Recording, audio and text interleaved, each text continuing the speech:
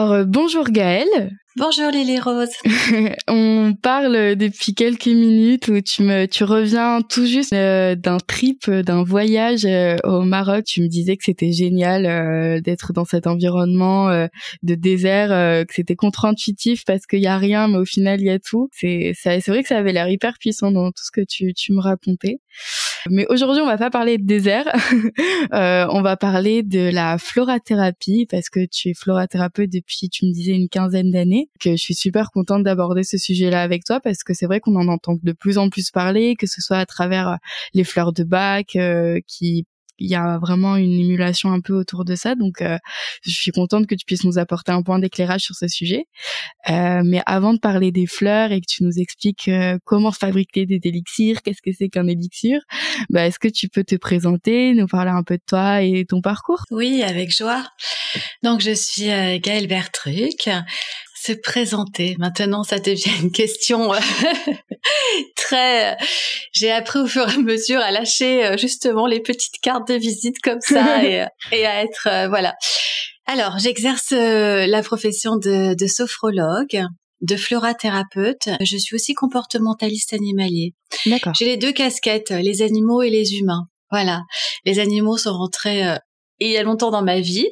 Si tu veux, je te détaillerai. Et puis ensuite, les humains, voilà, ce chemin-là. Et puis parallèlement, je suis aussi, j'aime transmettre énormément ma passion, c'est-à-dire les élixirs. Donc, j'anime des formations, j'anime des conférences et j'écris. Donc, je suis la co-autrice du livre Prendre soin de son animal avec les fleurs de bac qui est paru aux éditions Erol, que j'ai coécrit avec Béatrice Navarre. Mmh. Et puis là, j'ai mon deuxième livre, La toile cirée, qui va sortir, qui est encore totalement autre chose Ouais, et qui sort bientôt. Sur quoi? C'est la biographie d'une femme extraordinaire qui s'appelle Jacqueline Pecker. D'accord. C'est une femme inspirante, je crois, pour toutes les femmes dans son parcours, que ce soit de femme, mais dans toutes les casquettes que l'on peut avoir dans la vie. Et en plus de ça, c'est la première vétérinaire homéopathe. D'accord. Donc, il y a beaucoup de choses à découvrir sur elle. D'accord, super. Et tu as aussi créé un podcast qui s'appelle La femme au coquelicot. Exactement. Tu interviews, du coup j'ai écouté un peu le premier épisode, donc c'est, si j'ai bien compris, tu interviews des florathérapeutes et vous venez un peu décortiquer le parcours de cette personne, etc., tout autour de la florathérapie, c'est ça? Exactement, c'est ça. Si tu veux, j'ai voulu que ce monde de la florathérapie devienne plus accessible pour chacun. Parce que souvent, quand on me demandait ce que je faisais, je parlais des fleurs, ça paraissait très mystique. Alors qu'en fait, je veux le rendre concret aussi et accessible à tous, parce que c'est ça la médecine des fleurs. C'est une médecine qui est très simple. Et c'est la philosophie du docteur Bach, c'est ce qu'il voulait. Donc oui, à travers des parcours de vie, de personnes que je trouve très inspirantes, parce que je crois que ça nourrit en fait, et de voir que ce chemin, tout le monde peut l'emprunter. Donc voilà, c'était mon idée et ça fait quelques mois que j'anime ça. C'est un plaisir que je partage. Trop chouette. Je mettrai le lien en description pour les personnes qui veulent aller plus loin et découvrir les parcours des personnes que tu partages. Et du coup, est-ce que tu peux nous expliquer un peu ce que c'est que la florathérapie, comment ça marche, à qui ça s'adresse, qu'est-ce que c'est? Oui.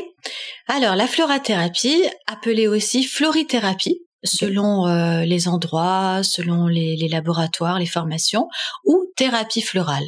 Voilà. C'est donc l'accompagnement par les élixirs floraux. Les fleurs de bac, ce sont des élixirs floraux parce que souvent ce sont les fleurs de bac qui sont connues.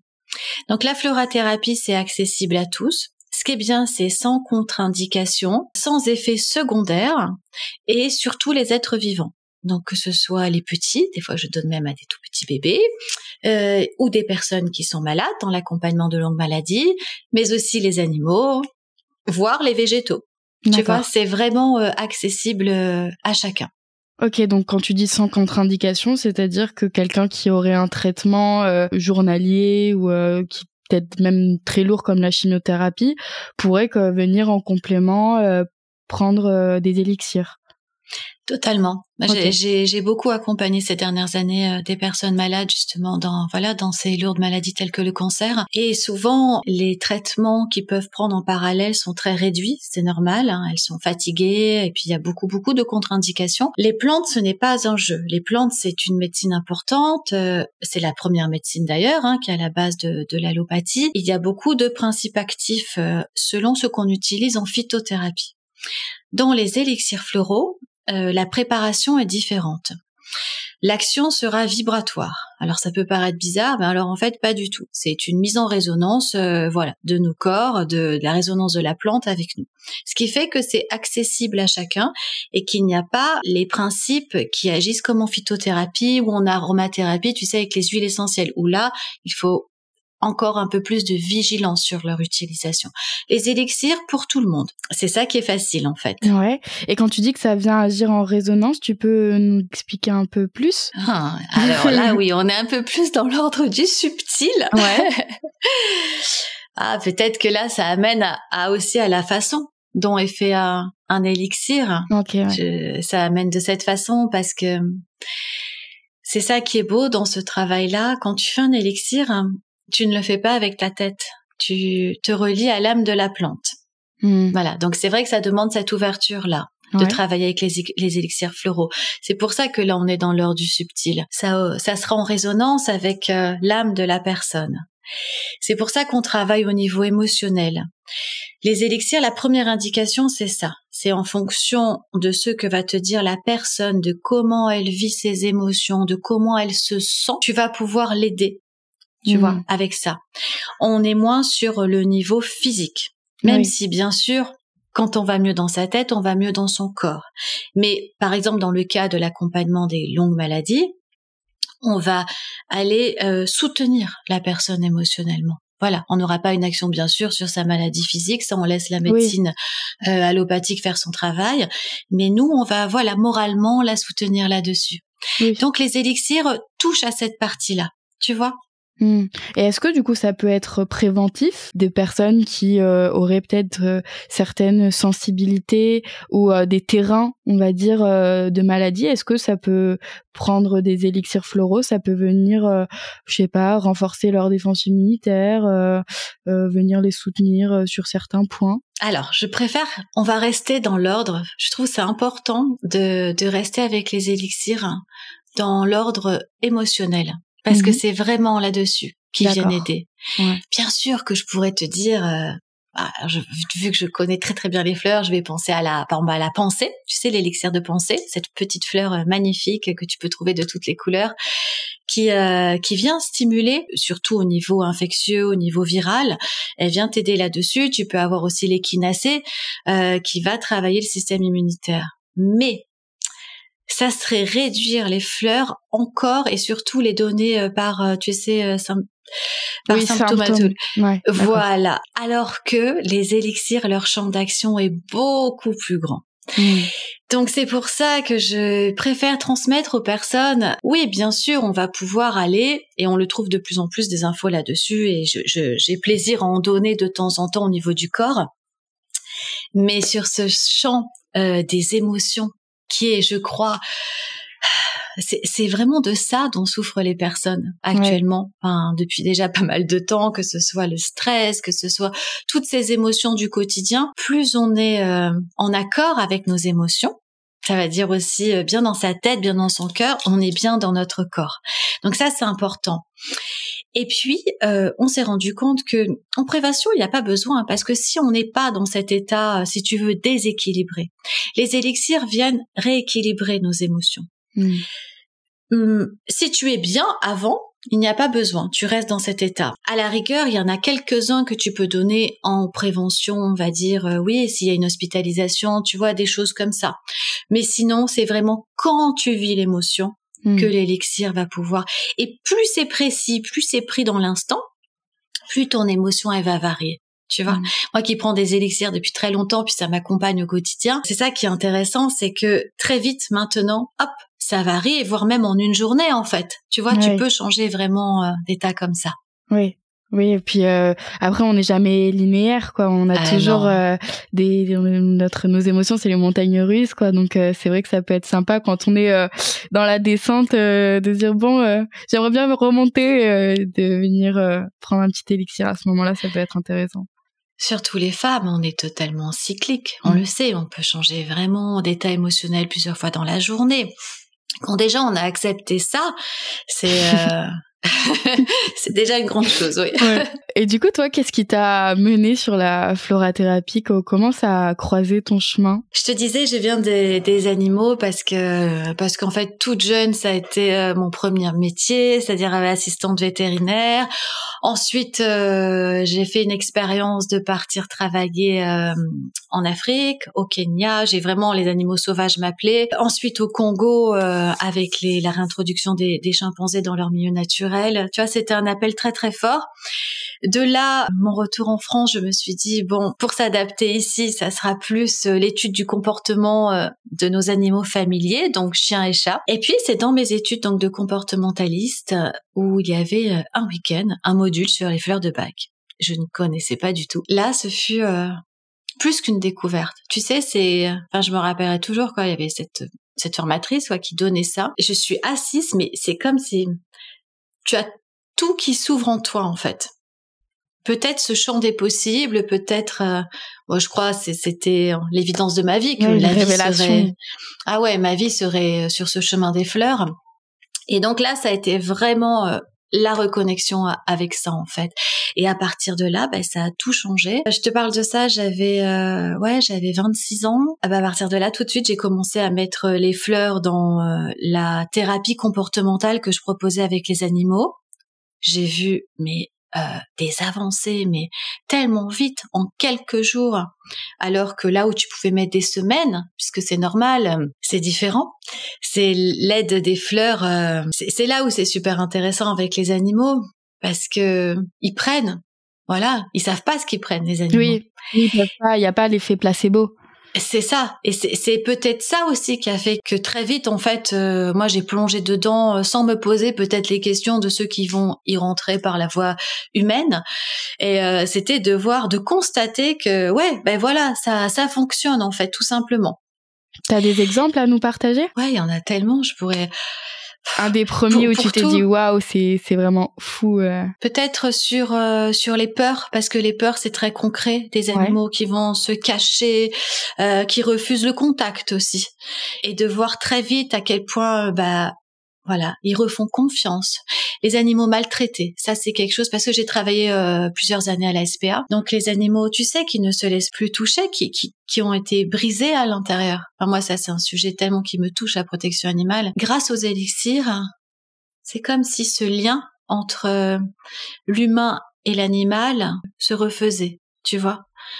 Ils acceptaient. Ça c'est très beau. C'est très beau de voir c'est un chemin de guérison. Donc, et à partir de là, quand j'ai vu ça chez les animaux, moi-même, ça correspondait à ma phase de vie. J'étais enceinte de mon deuxième enfant, voilà. Donc, ma première fille à ce moment-là venait au monde. Et donc, autant pour mon aînée, je n'avais pas eu connaissance de tout ça. Et pour elle, justement, on me parle en même temps donc de l'étoile de Bethléem, qui est peut-être Star of Bethlehem, qui est la fleur, je dirais, l'élixir que je conseille à tout le monde de prendre au moins une fois dans sa vie. C'est un élixir de reconnexion à l'âme, c'est l'élixir pour tous les chocs ou les traumas que l'on peut avoir dans notre vie. Bon, je connais pas une seule personne qui en a pas eu, c'est clair, on est tous faits, c'est normal. C'est notre chemin d'incarnation, et pareil pour les animaux.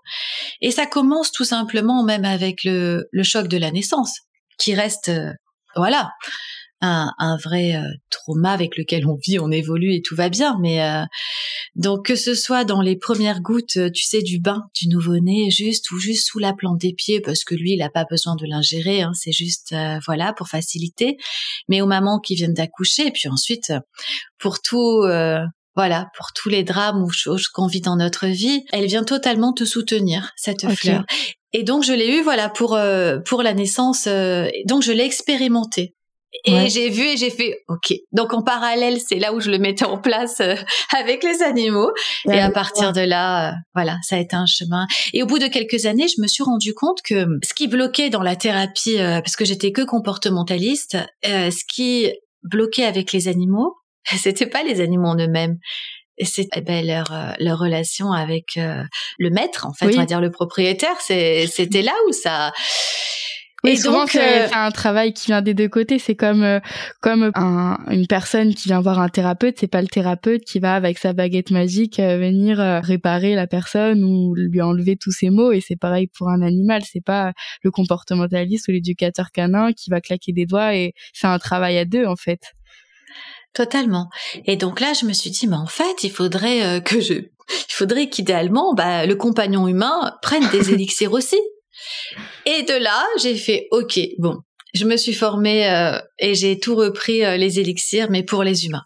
Okay. Voilà un petit peu de comment je suis passée aux humains. Et puis tu sais, la vie, c'est un long chemin. En parallèle, moi, peut-être mon premier renseignement que j'ai touché chez le chamanisme, c'est vraiment peut-être mon socle qui m'accompagne depuis 15 ans. Cette relation avec les éléments.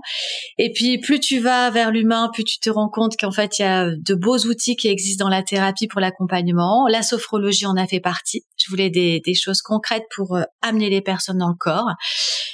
Et voilà. Et je t'en passe parce qu'il y a eu beaucoup de choses. Oui, j'imagine. C'est un long parcours, mais c'est super chouette de se rendre compte comment ça peut rentrer dans nos vies de manière complètement anodine, quoi. Est-ce que tu as une expérience à nous partager, un retour d'une personne qui a appris des élixirs et son changement, son évolution, comment ça l'a aidé? Tu nous as parlé de toi avec la fleur de Bethléem quand tu étais enceinte.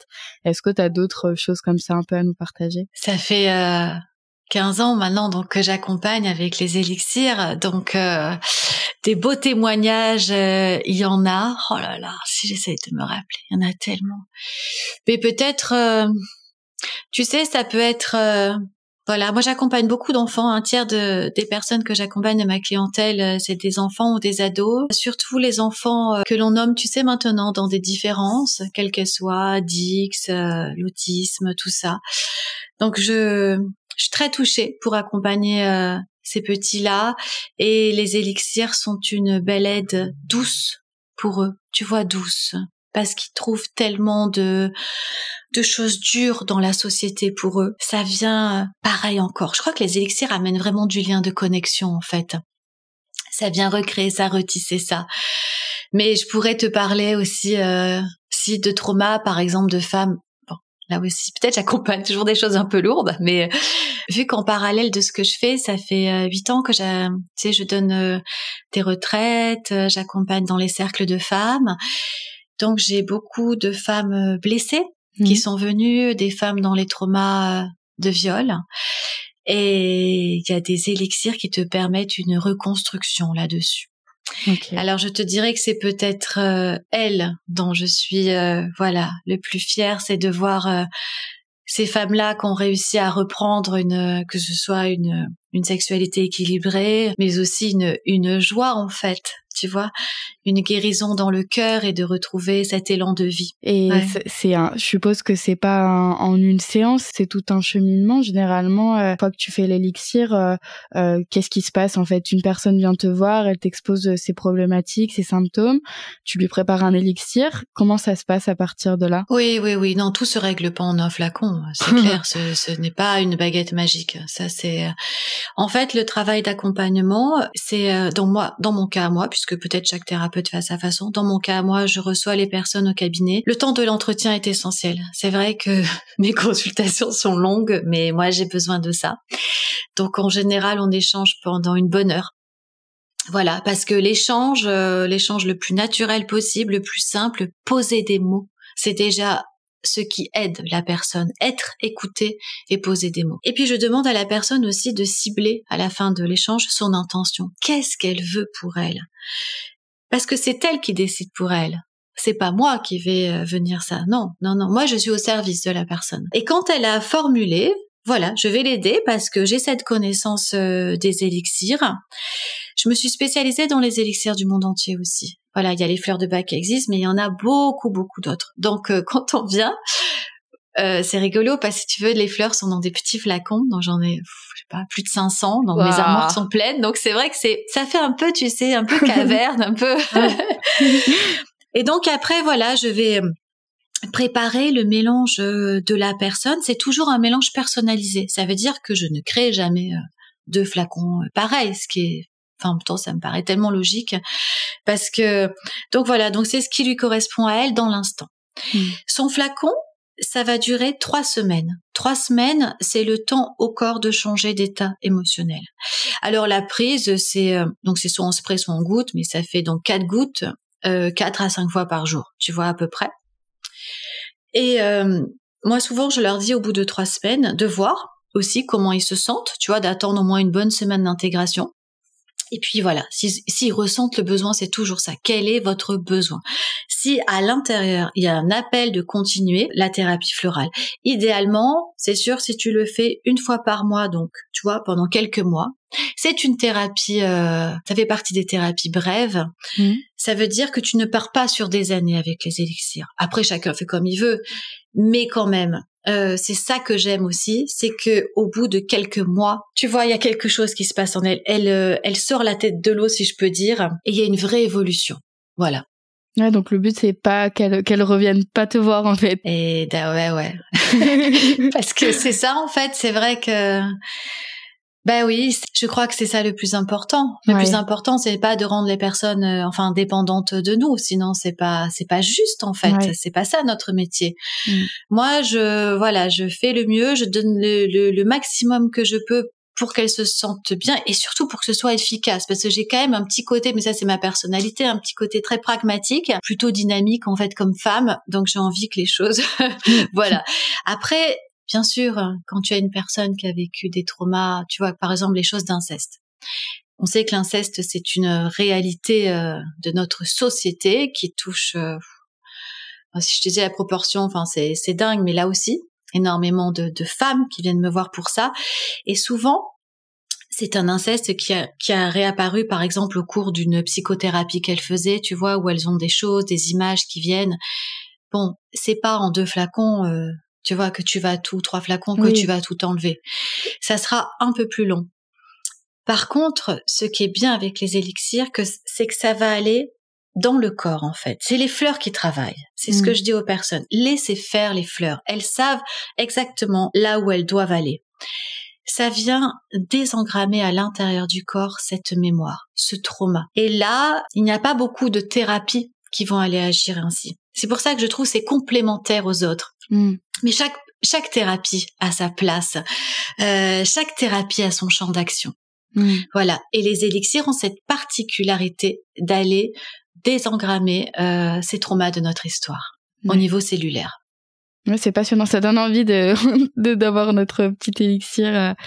Et du coup, tu sais, les élixirs, c'est l'expérimentation. Le docteur Bach, qui est quand même lui, cet homme premier, qui a trouvé les élixirs, qui a mis au point ce système-là des 38 fleurs de Bach, il disait à la fin de ses conférences, ne me croyez pas, expérimentez. Et moi, cette phrase, souvent, je la recite parce que c'est ça en fait. C'est que tu peux en parler mentalement et dire ok, mais si tu prends et que tu sens dans ton corps, voilà, c'est la plus belle des choses. Oui, en plus c'est pas un si gros investissement. Si on veut commencer, il y en a une où je pense que ça peut être un peu pour les personnes pragmatiques qui ont des problèmes de sommeil. Je crois qu'il y a une des fleurs de Bach qui agit sur le sommeil. Voilà, elles peuvent tester. Totalement. Tu sais, c'est rigolo parce que c'est vraiment, je m'étais dit, il faut que je la nomme parce que elle est essentielle. Et c'est fou, c'est que c'est sûrement la fleur que je donne le plus. Donc, c'est le marronnier blanc, le white chestnut. Et je l'ai dit en anglais parce qu'elle fait partie des fleurs de Bach. À la base, elles ont leur nom anglais et beaucoup de personnes les connaissent sous ce nom-là. Et le marronnier blanc, c'est celle qui vient calmer les ruminations mentales. On a tous des ruminations mentales. On est tous dans notre tête. Même si on peut pratiquer, je sais pas, la méditation, des choses, la pleine conscience. La réalité de notre quotidien dans nos villes et dans notre système fait que on est beaucoup là-haut. Donc, c'est ce qui va permettre que ça se calme. Tu sais que le petit vélo qui trotte en permanence, vraiment se baisse. Et donc, on va retrouver de l'espace. Et cet espace-là, c'est beaucoup d'espace de création, d'espace aussi pour pouvoir donc faciliter le sommeil. Donc ça, c'est un élixir que je conseille à tout le monde. Top. Je voulais te poser cette question, mais du coup, je te demanderai un autre élixir à nous conseiller. Et du coup, puisqu'il y en a plus de 500, tu m'as dit, enfin, il y en a il y en a des milliers. Parce qu'en fait, dans chaque pays, tu as des gammes qui se sont créées, donc tu en as énormément. Ouais. Et du coup, les élixirs, toi, comment tu les fabriques? Comment ça se passe? Comment tu sais ce qu'il faut? Donc, je suppose qu'il y a une part d'intuition, une part d'écoute par rapport à la problématique de la personne.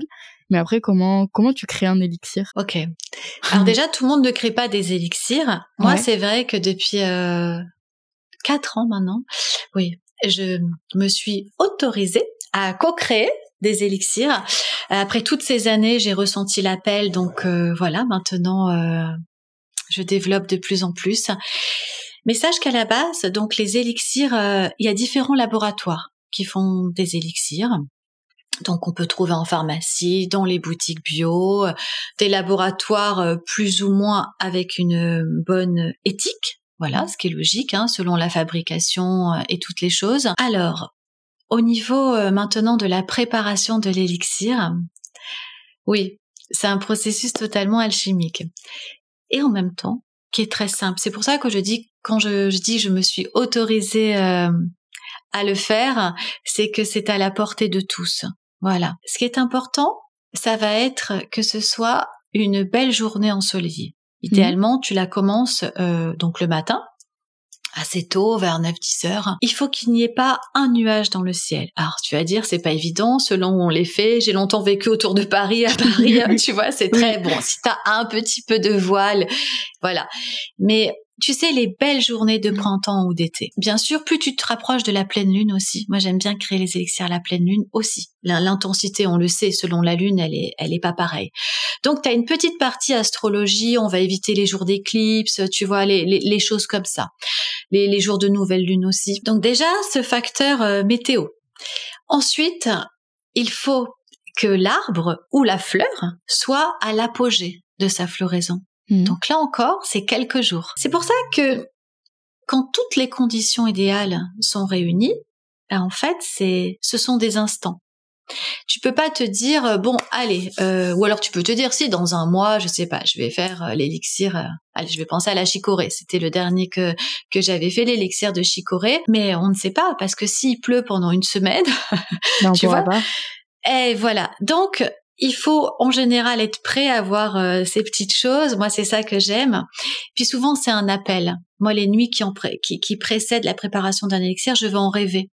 Je me rappelle l'année dernière, tu vois, le marronnier blanc. J'avais encore jamais fait l'élixir de marronnier blanc. J'étais appelée par cet arbre, j'étais appelée.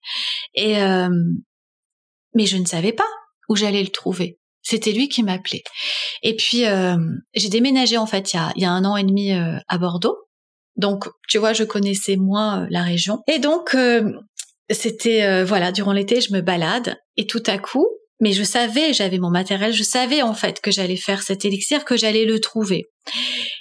Et je l'ai trouvé. C'était le seul. Tout seul, il était là. Il t'attendait. Il était à l'apogée de sa floraison. Tout était... Et c'était à ce moment-là. Wow. Donc voilà, quand tu as réuni ces éléments-là qui sont vraiment essentiels, c'est aussi ton état intérieur.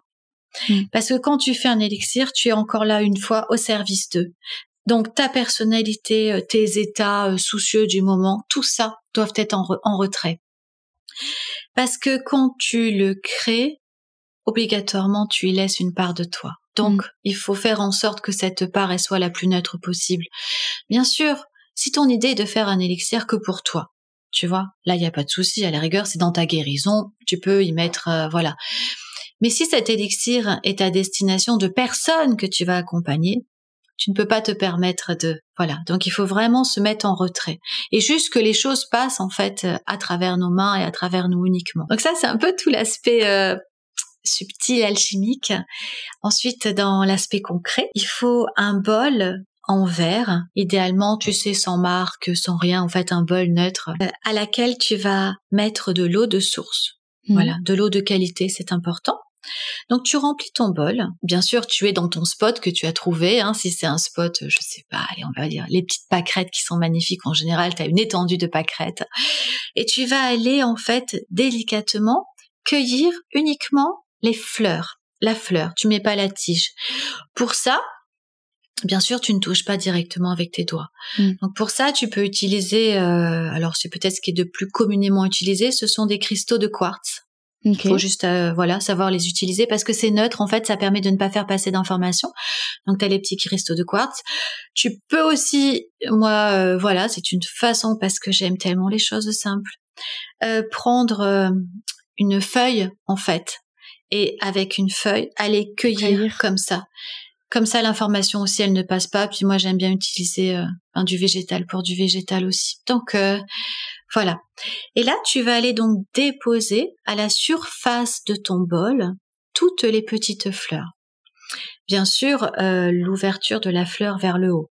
Tu vois, tu les mets pas à l'envers, tu les mets à l'endroit. Tu remplis bien toute la surface. Puis tu le sens quand c'est OK, en fait. Et donc, de ce bol, tu vas le laisser là où tu as fait ta cueillette. Idéalement, bien sûr, on choisit des lieux où il y a une résonance. Ça veut dire que les autres fleurs vont être là. Tu vois, quand je repense à l'élixir de chicorée, j'avais un parterre énorme de chicorée. Et donc, tu mets ton bol au milieu. Parce qu'entre elles, elles vont communiquer. C'est ça qui est magique. C'est toute l'information se fait. Et là, tu vas laisser ton bol infuser plusieurs heures. 3-4 heures. Mais là aussi, tu le sens, en fait. Si c'est une journée avec un très fort ensoleillement, tu sais, quand on est en plein été, des fois même en 2h30, tu vois, ça peut être fait. Puis des fois, selon le temps, ça demandera un peu plus. Donc toi, tu vas te mettre en retrait. Ce sont des temps où tu restes près du lieu, mais à plusieurs mètres, tu vois, tu t'effaces, tu laisses le travail se faire. C'est un état idéalement où, une partie de toi reste présente à ce qui se passe, reste reliée. Et l'autre partie, moi, c'est des temps où j'aime bien méditer, tu vois.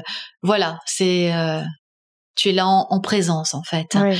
Tu sais que le processus se met en place parce qu'il y a des petites bulles, en fait, qui vont se mettre, au bout de plusieurs heures, tu vois toutes des petites bulles dans le bol. Donc ça, c'est une infusion solaire. C'est l'élément feu du soleil qui va agir avec l'élément eau posé sur la terre, entouré de tous les éléments, du vent. Tu vois ? Okay. On parlait de chamanisme tout à l'heure, un petit peu, je disais que c'était... Mais c'est ça que j'aime aussi dans cette préparation alchimique des élixirs. Je disais la co-création parce que c'est pas, par exemple, Gaëlle qui va faire. En fait, c'est toute la vie, tous les éléments, tu vois, tout le vivant. Et moi, juste avec mes mains et ma pratique, je mets en œuvre les choses pour que ça se fasse. Ok, ouais, c'est tout un processus. Et du coup, après, une fois qu'il y a ces petites bulles, etc., tu récupères et tu mets dans des flacons. Oui, donc après, tu filtres. Là aussi, que tout soit neutre, bien sûr, totalement propre. Donc, tu le filtres avec un filtre à café pour enlever les fleurs. Et tu récupères donc cette eau. Cette eau, tu vas... Alors, on prépare tout à l'avance. Tu as des bouteilles, plutôt grandes en contenance. La moitié, c'est du cognac. Le cognac, c'est vraiment l'alcool où il y a le meilleur conservateur, stabilisateur pour les élixirs. Donc, il faut que les proportions soient vraiment du 50-50. Donc, ta moitié de cognac est prête. Et donc, toi, tu vas verser ton autre moitié de l'eau, à l'intérieur. Okay. Toujours en conscience, toujours avec... dans cette approche et ce respect-là, et bien sûr dans que tout soit bien. Et oui. Et ensuite, tu as le temps de la dynamisation. Et ça, c'est bien de le faire aussi, bien sûr, sur place. Tu dynamises. Je te montre le geste. Oui, tu bouges un peu. Voilà, tu vois le signe infini, le lémiscate, en fait. Voilà, c'est ce signe-là qu'on va faire quelques minutes avec le bras. Exactement. Et donc ça, c'est la dynamisation et c'est essentiel aussi. Et puis ensuite, ça, c'est ton élixir mère. Cet élixir-là, on va le mettre au repos pendant... moi, je les laisse plusieurs mois comme ça, tranquille. Ils se font, tu les mets dans une petite armoire en boîte. Et ensuite, ça sera, au bout de quelques mois, à partir de cet élixir mère, que tu vas pouvoir faire tes flacons unitaires. Donc là, c'est une une première dilution. Ça veut dire que de ton petit flacon, en général ils sont plus petits, tu vas mettre toujours le même procédé, la moitié de cognac. Tu mettras quelques gouttes uniquement de ton élixir mère et ensuite de l'eau de source. Okay. Ça, c'est une première dilution. Après, tout dépend. Moi, je travaille en deuxième dilution. Ça veut dire que de ça, je vais recréer encore un autre flacon. Tu vois?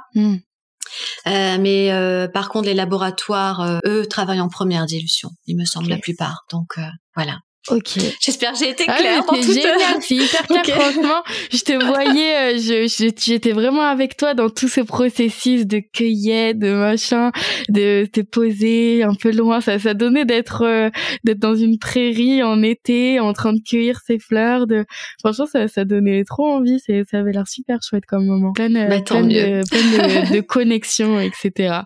Et du coup, est-ce qu'il y a un élixir? Est-ce que tu penses que n'importe qui pourrait faire, quelqu'un qui aurait envie de tester et de se faire un élixir, est-ce qu'il y a des élixirs qui sont faciles à faire et qui peuvent nous faire du bien? Oui, moi j'encourage énormément les personnes à oser faire ce premier pas. Quand c'est pour elles, bien sûr. Hein. Là encore, je te dis, on sort d'un cadre thérapeutique où tu accompagnes des personnes parce que là c'est une responsabilité, c'est différent.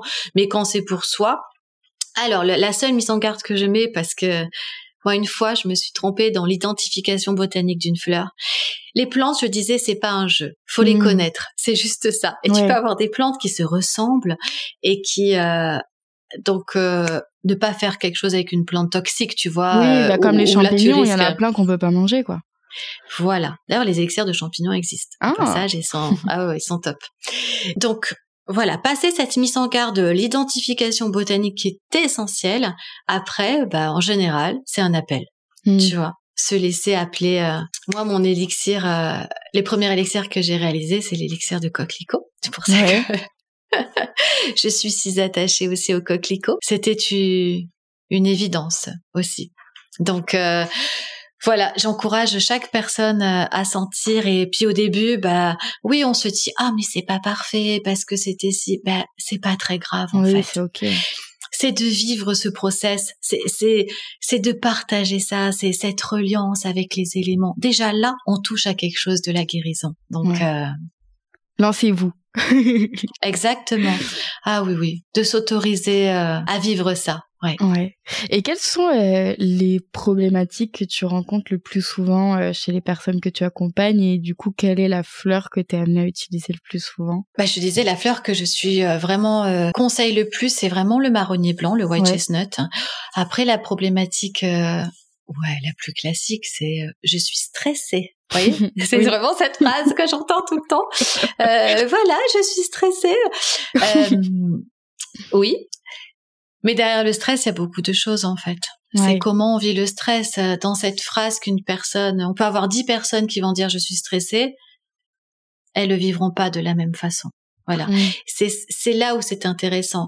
On peut pas dire qu'il existe une fleur pour le stress. Bien sûr, il y en a qui vont un peu plus agir là-dessus. Mais si ce stress amène de la peur, si ça amène de la tristesse, si ça amène de la colère, si ça amène de l'impatience, si ça fait péter un câble, tu vois, c'est pas les mêmes choses. Et donc là, c'est plutôt en affinant vraiment les émotions. À chaque fois, revenir comment tu te sens, comment ça se passe à l'intérieur de toi, qu'est-ce que tu sens dans ton corps. J'affine. Là, on va trouver la fleur qui correspond. Et c'est ça qui est chouette. Puis, moi, dans les mélanges, les flacons, donc, on va dire, il y a en moyenne, au grand max, en moyenne une dizaine de fleurs, tu vois. C'est entre 5 et 10 fleurs, voilà. Selon, là, il n'y a pas de règle, c'est en fonction du besoin. Et ce qui est intéressant, je trouve, c'est de travailler en synergie de fleurs. Parce que si on vient donc avec cette problématique du stress, on a décortiqué, on a affiné, en fait, on va se rendre compte, ça me fait ci, ça me fait ça. Donc, tu vois, on va partir, je sais pas, mais là, il y a la camomille qui me vient, la valériane, bien sûr, le marronnier blanc. Tu peux avoir toutes ces choses, tout cet assemblage qui, au final, quand tu vas le prendre plusieurs fois par jour, va vraiment faire diminuer ton stress. Ok, donc ça veut dire qu'on peut mélanger différentes fleurs ensemble. Il faut pas prendre une fleur individuellement séparée. C'est tout un élixir où il y a tout qui est mélangé, c'est ça? Alors encore une fois, Il n'y a pas de règle. C'est libre. Il n'y a pas de règle. Parce que si, on parlait au début de l'étoile de Bethléem, Star of Bethléem, tu vois, des fois, une fleur en unitaire va axer quelque chose en toi, changer quelque chose. Si tu sens un appel, si tu sens que c'est exactement cette fleur. Je pense aussi au châtaignier, le sweet chestnut. C'est vraiment l'élixir qui te ramène la lumière. Quand tu sais la nuit noire de l'âme, on en parle souvent. C'est quelque chose qui est concret. Il y a des personnes qui viennent pour ça. L'élixir bien ciblé, alors là, en quelques jours, le châtaignier, tu sors et tu retrouves la lumière. Après, oui, c'est sûr que quand les personnes viennent, tu as plusieurs problématiques, tu as plusieurs... Ce qu'il faut, c'est ne pas se perdre dans différents thèmes, tu vois.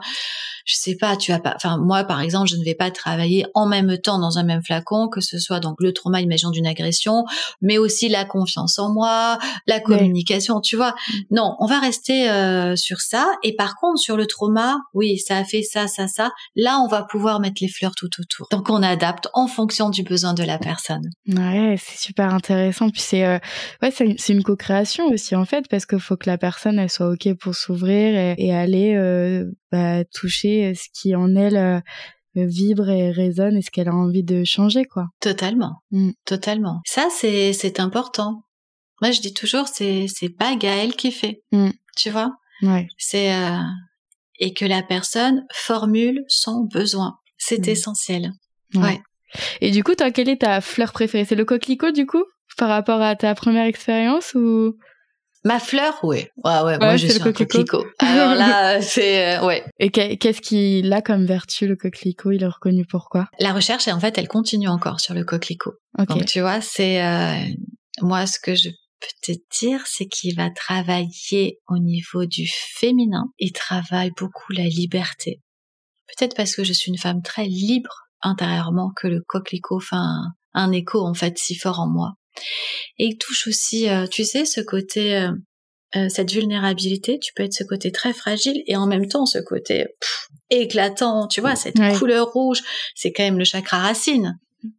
C'est ce mélange-là, cet équilibre-là entre quelque chose de waouh, de rayonnant, et en même temps un coquelicot. Si tu le coupes, il meurt quasiment instantanément. Il meurt. Exactement. C'est peut-être ça qui est, tu vois, il est libre, il est sauvage. Moi, j'aime les fleurs sauvages aussi. Donc, voilà. C'est peut-être cette corrélation que j'ai fait, ouais. Super. Mais pour la petite anecdote, c'est la fleur préférée aussi de ma grand-mère. Donc, c'est vrai? Ouais, elle adore ça. Donc, il y a un lien spécial. J'ai un lien spécial aussi avec le coquelicot. Enfin, voilà. pour raconter un peu ma vie. Et du coup, est-ce que tu aimerais rajouter quelque chose sur les fleurs? Je pense que tu pourrais nous parler de toutes les fleurs et de toutes leurs vertus, mais est-ce qu'il y a quelque chose que tu voudrais partager aux personnes qui nous écoutent? Peut-être j'ai envie, oui, de dire qu'il existe donc des élixirs ailleurs. Donc on a parlé des fleurs de Bach, donc c'était le docteur Bach, voilà, qui les a mis au point dans les années 30 en Angleterre, un système bien précis. C'est la base de la thérapie florale, elle est essentielle. Après, dans les années 80, a émergé un peu partout dans le monde d'autres élixirs floraux. Et ça fait partie de l'évolution aussi de notre société, de l'évolution humaine. Et j'ai envie de parler des élixirs, par exemple les élixirs d'Amérique du Sud, les élixirs andins, qui sont fabuleux, les élixirs du bush australien. Il y a aussi, il n'y a pas que des élixirs de fleurs. Ça aussi, je veux en informer les personnes. Il y a des élixirs, donc j'avais dit, de champignons, des élixirs minéraux, de pierres qui là vont bien agir dans le corps physique. Des élixirs de cactus, d'orchidées. Bon, ça c'est des fleurs, mais ce sont des fleurs qu'on met pas dans les fleurs classiques parce qu'elles poussent différemment. C'est encore autre chose. Les élixirs de roses, bien sûr. Les roses, c'est une gamme qui va aller soigner le cœur, tu vois. Et ça, je crois qu'on en a tous besoin. Des élixirs d'animaux. Parce que les animaux, là encore, on va toucher à d'autres choses. Si tu veux, peut-être qu'avec les élixirs de fleurs, on est dans ce champ émotionnel. Et il y a des élixirs maintenant de plus en plus contemporains qui vont aller toucher, qui seront des élixirs d'évolution. Voilà, ça j'ai juste envie de te donner cette info, l'entendra qui veut. Et tu sais, ça veut dire que le champ des possibles est ouvert. T'as des élixirs de lieux. de plus en plus, qui sont Ok. faits dans des lieux sacrés, des choses. Moi, je vais beaucoup, beaucoup là-dedans parce que c'est peut-être ça aussi, tu vois, Ouais, c'est l'évolution le et de... futur. Ah, c'est Exactement. super intéressant et merci de le partager. Effectivement, il y a bien maintenant, bon, je sais pas pourquoi je pense à ça, mais les goûts de cigarettes électroniques, il y en a bien. Il y a des goûts vils, enfin il y a des goûts un peu de tout. Donc pourquoi il y aurait pas aussi des élixirs qui viennent de tout en fait, de tout le vivant. De tout le vivant. Ouais. Exactement. Oui. Parce qu'une élixir, c'est ça, c'est une alchimie avec le vivant. Mm. Donc voilà, il existe vraiment, Une en tout cas, il infinité. existe un élixir qui correspond à chacun Ouais. pour un temps voulu. Donc ça, c'est chouette. Ouais, ouais, bah, c'est une bonne information à avoir. Est-ce que tu aurais un livre, un documentaire ou à conseiller aux personnes qui aimeraient en apprendre plus sur les fleurs et approfondir ce sujet? Ouais, bien sûr. Alors, si on veut, pour les fleurs de Bach, si on ne connaît pas du tout et on a envie de s'intéresser à un livre qui est très bien écrit, c'est le livre de Pascal Millet. Mhm. Je crois que ça s'appelle Les fleurs de Bach, c'est aux éditions Erol. Livre aussi, moi ça a été mon livre de chevet pendant très longtemps. Le livre de Philippe de Roide, c'est les élixirs contemporains. Donc là, vous allez découvrir des élixirs français, européens aussi. Et il y en a beaucoup. C'est une bonne mine d'informations. Voilà, ça je conseille ces 2 livres-là. Ouais. Ok, bah je vais mettre toutes les informations en description. Ouais, je pense que ça peut être intéressant parce qu'en plus, je suppose qu'il doit y avoir les images, etc. Et Oui. puis toute l'explication, toutes les choses. Non, ce sont des livres très complets, permettent quand on ne connaît pas déjà d'avoir l'information et puis de se lancer et surtout d'avoir envie d'en prendre, d'expérimenter. Encore une Ouais. fois, l'expérimentation. Carrément, carrément. Allez expérimenter juste après cet épisode à cueillir des fleurs. Et j'ai une dernière question pour toi pour clôturer cet épisode. C'est pour toi, c'est quoi une terre happy? C'est une terre où on retrouve le lien à son cœur, hein, où vibre l'amour. Mmh. Voilà. Maintenant, là où j'en suis moi maintenant, je dirais ça. Parfait. Ben merci beaucoup pour tout ce partage, toutes ces informations. Je suis super contente parce que tu as donné vraiment des choses activables aux personnes, donc c'est super chouette. Merci beaucoup Gaëlle. Ben merci beaucoup à toi Lily Rose. Je suis ravie de ce partage. Beaucoup. Parfait. Ben moi aussi. Merci. Merci à toi. Au revoir. À bientôt. Au revoir.